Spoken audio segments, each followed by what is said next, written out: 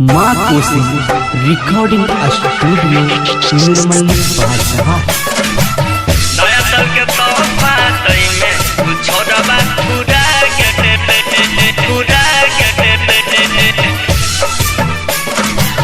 नया साल के तोहफा तई में कुछ छोड़बा पूरा के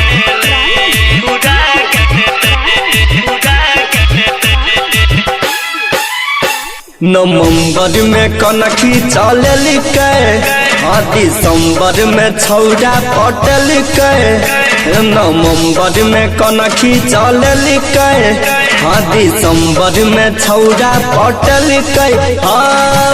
31 दिसंबर के रात मिलेला छोड़बा घर गहले। 31 दिसंबर के मिलेला छोड़बा घर गहले।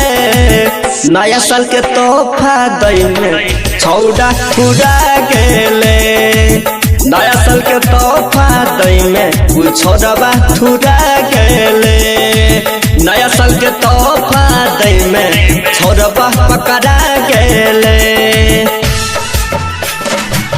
नया साल के तोहफा दई में नया साल के तोहफा दई में छोड़बा पूरा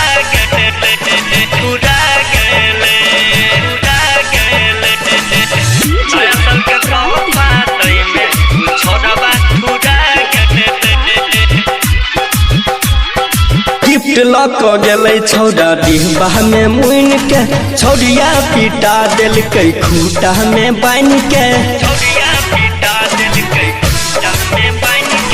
गिफ्ट लक गेलै छौड़ा डिब्बा में मुइन के। छौड़िया पीटा देलकै खूटा में बांध के।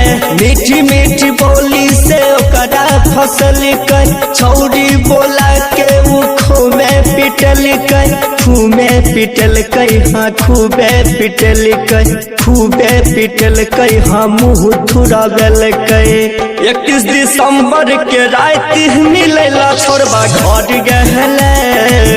31 दिसंबर के मिलेला छोड़बा घर गहले। नया साल के तोहफा दई में छौड़ा पूरा गेले। नया साल के तोहफा दई में छोड़बा छुड़ा गेले। नया साल के तोहफा दई में छोड़बा पकड़ा गेले। नया साल के तोहफा दई में नया साल के तोहफा दई में छोड़बा छुड़ा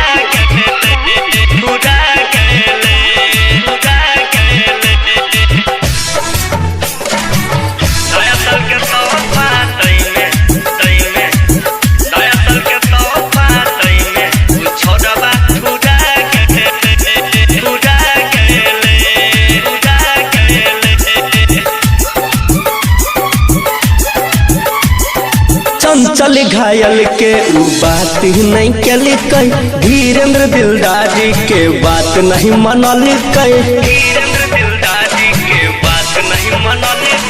चंचल घायल के उ बात नहीं कल कई।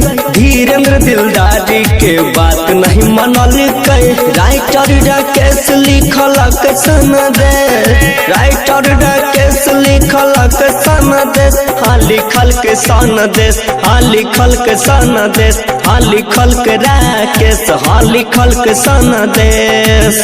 31 दिसंबर के रात मिलेला छोड़बा घर गहले।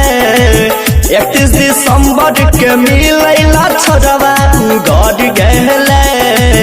नया साल के तोहफा दई में छौड़ा पूरा गेले। नया साल के तोहफा दई में छोड़बा छुड़ा गेले। नया साल के तोहफा दई में छोड़बा पकड़ा गेले। माँ कोसी रिकॉर्डिंग स्टूडियो निर्मली बादशाह।